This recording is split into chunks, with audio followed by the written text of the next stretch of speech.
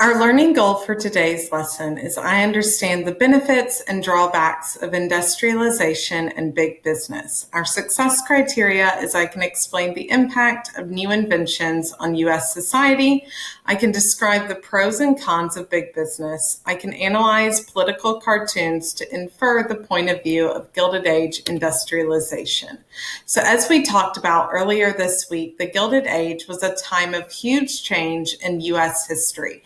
The U.S. underwent three major changes: industrialization, immigration with the wave of the new immigrants coming over from Southern and Eastern Europe, and industrialization. From the late 1800s to the early 1900s, the U.S. underwent the second industrial revolution. And this is when we were able to develop new technologies that made both our businesses more efficient and our lives more efficient. But with these new technologies that led to the growth of business, we didn't have a lot of control over what that meant, businesses growing. And so we see the growing up of these huge businesses that are able to control one industry. So imagine if you wanted to go buy a new pair of shoes, you only have one business that you can buy shoes from. Well, that business can mark the price up of those shoes however much they want. They can pay their employees however much they want because there's no competition. And when one business controls the majority of an industry, that's called a monopoly. So as a lot of us probably know, we played the Monopoly game as kids. Your goal in that game is to control as many properties as you can, kind of like a monopoly in the real world. So go ahead and answer this question down below. What would be the pros, the good things, and the cons, the bad things of monopolies and big businesses? As I mentioned, we've got a ton of new technological innovations that occurred during the Gilded Age that make our businesses and lives more productive. The major one is electricity. Obviously, electricity, we all use that for practically everything that we do every day. So one of the biggest changes that electricity brings to our lives is that it starts to lead to the invention of new communication technologies like the telegraph and the telephone. And in a couple of weeks, we're going to move to our next era in history, westward expansion, and we'll see that these inventions make westward expansion really possible, because if your family wanted to move 5 states away from you, now you have the opportunity to still communicate with them. Or if you wanted to order a new dress from a business on the East Coast, you can do that because you can communicate with businesses who aren't just right around you. Electricity also revolutionizes businesses because it leads to the invention and the use of the light bulb. So prior to the use of the light bulb, factories had to shut down when the sun went down. And so you were limited to basically an 8-hour workday. Now that the light bulb had been invented, factories could stay open 24/7. So if you ever deal with a factory, you know most of them have like 3 working shifts. That's because this light bulb invention. So that was started in the Gilded Age. They've got 3 shifts, and so they're churning out product after product after product. Good thing for the businesses, probably not a great thing for the workers. Steam engines also revolutionize our factory system, as we can see in this picture here. So steam engines and steam power are used to power a lot of transportation devices as well as factory machinery. So this will obviously lead to even more factories being created. And so when factories are created, they're going to need workers to come and work those machines. As we can see in this picture, we've got an adult woman. This is probably a textile mill. And this person, as you can probably guess, that person's pretty short. So yes, that person is probably like a 10-year-old child. And so during the Gilded Age, we see that rise of child labor come about. And it's much more apparent because no longer are you just working on the family farm. No, you're leaving your tenement, you're going to the factory and going to work for that 8-hour shift. Children were used in factories because, let's say this fancy machine breaks, little Jane here can crawl under the machine and fix it, versus her mother, Abigail, let's say, can't, because she's a little taller, she's a little bigger, as adult women are. So child labor, obviously a huge problem. The kid's not going to get an education. We're not going to have a society that can read. And then also, factories are extremely dangerous places. So when we get to the progressive era, we're going to learn about the Triangle Shirtwaist Factory fire, where hundreds of factory workers would end up dying because of the unsafe working conditions. And finally, one of the last big technological innovations that creates the modern world we live in is the Bessemer process. And the Bessemer process was a way to make stronger, cheaper steel quicker. And so this makes it to where we can produce tons of steel, like as we saw on our assignment on Monday and Tuesday, and this graph shows us again, we know that between 1860 and 1900, the steel production in the U.S. increased by about 93,000%. And this steel really creates those modern cities that we see today.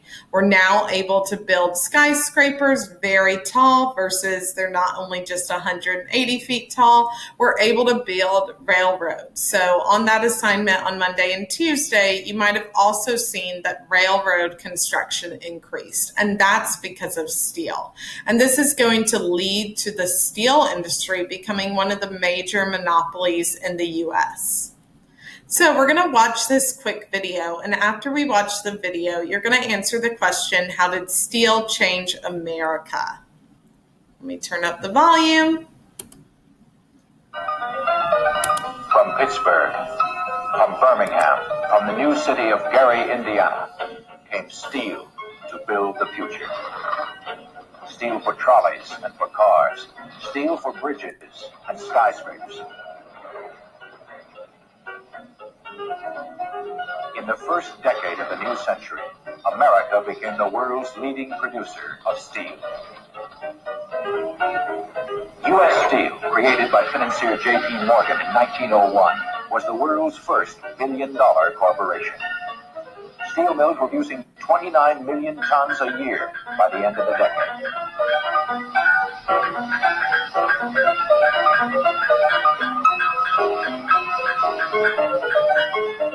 Steel construction made possible taller buildings, 20, 30, 40 stories in the decade. The Flatiron Building at the intersection of Broadway and Fifth Avenue was the tallest building in New York when completed in 1901. The skyscraper would become the symbol of the 20th century city. By the summer of 1903, Lower Broadway in Manhattan was crowded with horses, wagons, cars, and trolleys. Many new hazards for those on foot. One inventor devised a people catcher to protect daydreaming pedestrians.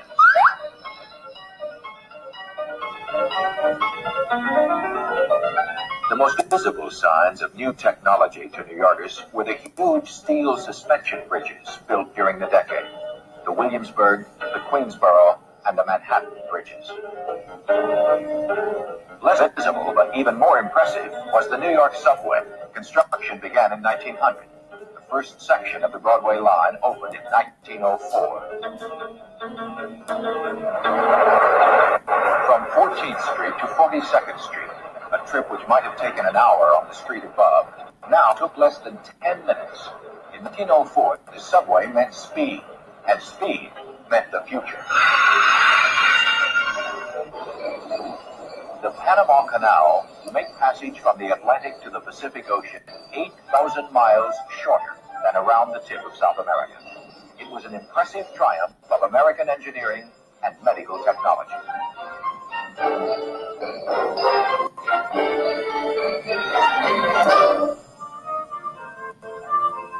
For centuries, men had dreamed of flying.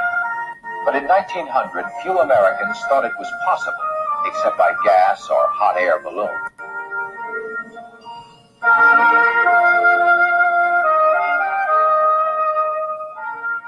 Wilbur and Orville Wright, Bicycle mechanics from Dayton, Ohio, had been experimenting with gliders for several years. In December 1903, at Kitty Hawk, North Carolina, the two brothers were getting ready to test their new flying machine, built of bicycle parts, stretched muslin, and a gasoline engine. Earl Wright was up to controls when it lifted into the air. He flew the machine for 12 and a half seconds, long enough to make history.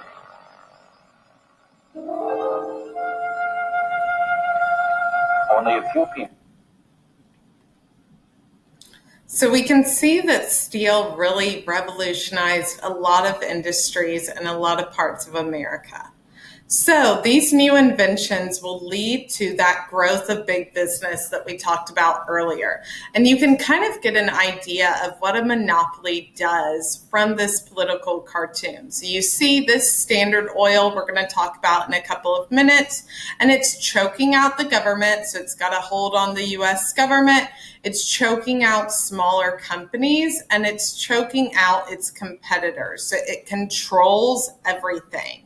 And so these monopolies control the majority of an industry, and they're also referred to as trust. This is really important to remember because when we get to the progressive era, you're going to learn about two antitrust laws, and so those are anti-monopoly laws. The captains of industries were the leaders of these four main monopolies during the Gilded Age. So captains of industry is kind of a positive term for them. Robber barons is kind of a negative term for them. Captains of industry, we're going to say these were extremely intelligent men who revolutionized that industry that they were responsible for. Robber barons, we're going to say that they choked out their competition, they took advantage of their workers, and that really they were greedy men. These robber barons control the railroad, oil, steel, and banking industries. So go ahead, look at this map. You've got a little part of the key down below. It'll tell you the exact codes for these industries. You don't really need the key to answer this question. So go ahead and answer this question. Which part of the country had the majority of industries? So Andrew Carnegie dominated the steel industry, and he made his money by converting all his steel mills to the Bessemer process. And so if you're a big NFL football fan, you can probably guess where his steel mills were primarily placed in the country. We can also look between 1880 and 1914. We can see just that rapid growth of U.S. steel production. So we were far surpassing any other country in producing steel. And in addition, even if we weren't winning that race, we've just grown so much in our ability to produce steel. Carnegie becomes kind of this famous figure in America because he represents that idea of the American dream. Came over as a Scottish immigrant, didn't have too much money when he came over, buys his mills, converts them to the Bessemer process, will end up dying the richest man in the world when he passes away. But he doesn't pay his workers a lot and did not allow them to join labor unions, so they couldn't fight for better working conditions. But he's going to say that it's all okay because he gave tons of money to libraries, colleges, museums, and performing arts institutions. If you ever go to New York City, you can go to Carnegie Hall when life is back to normal. And that's one of the most famous performing arts halls in the United States. And then Carnegie Mellon University is one of the biggest research universities we have in the US. John D. Rockefeller controls the oil industry. And as you can probably assume, working on an oil rig is not a safe job. But he's kind of going to go along the lines of Carnegie. He's very ruthless, a very stout competitor. So let's say I own a small oil company. Well, Rockefeller's going to come up to me and say, hey, I will buy your company for $1,000. My company's worth $2,000, so I'm not going to accept that deal. Well, Rockefeller's going to go to all the people that I sell my oil to and pay them off so that they don't buy oil from me. comes back in a year to meet and says, I will buy your oil company for $100. Well, now that nobody's buying my oil, I'm forced to sell to Rockefeller. So that gives you an idea of kind of his business practices. By 1879, Standard Oil controls 90% of the oil in America. So they are really the monopoly of the monopolies. Rockefeller takes advantage of his workers and also lobbies the federal government, so pays off politicians so that they're not going to pass laws that go against what he wants. But he gives money to charity. He founds the University of Chicago, which is an amazing university in the United States. And so he's going to say that it's all okay. Then we have J.P. Morgan, and this is going to be the robber baron that most of y'all are probably more familiar with. And if you can tell me why, I will be super proud of you. J.P. Morgan controls the banking industry, and so he uses his money to bail out the railroads when those companies are in trouble. And our final one is Cornelius Vanderbilt. So we can see here from this graph that in the late 1800s, our railroad construction takes off at a rapid rate. Well, Vanderbilt is able to make his money because he makes the railroads run more efficiently. So these monopolists, generally you can hopefully see kind of a theme between them. They have tons of money, generally don't treat their workers great, but are going to say that it's okay because they give money to charity. Carnegie will end up writing a famous book called The Gospel of Wealth that argues that God intended for some men to have so much money because they are more trustworthy than the regular public. And so they're going to use their money better. They're going to use their money to found universities. They're going to use their money to found libraries. And a library, in their opinion, would help a poor little person better than paying that person a living wage. Social Darwinism is an idea that obviously comes from Darwin's idea of evolution, survival of the fittest, but it applies it to economics. So instead of survival of the fittest, it's survival of the richest, that rich people are inherently smarter than you and I, and that's why they are rich. You can probably also imagine a famous social Darwinist in U.S. society today. And just like when we got to that J.P. Morgan slide, if you can tell me who I'm thinking of right now, I will be super proud of you as well. The government also doesn't do anything to stop these business policies. So they use a policy called laissez-faire, which means hands off. They're not going to control these industries. They're not going to protect the workers. So go ahead, read this quote from Andrew Carnegie's Gospel of Wealth and answer the question, how does Carnegie propose helping the less fortunate? And then go ahead and answer this question. Did giving back to charity make up for not paying their workers? Why or why not?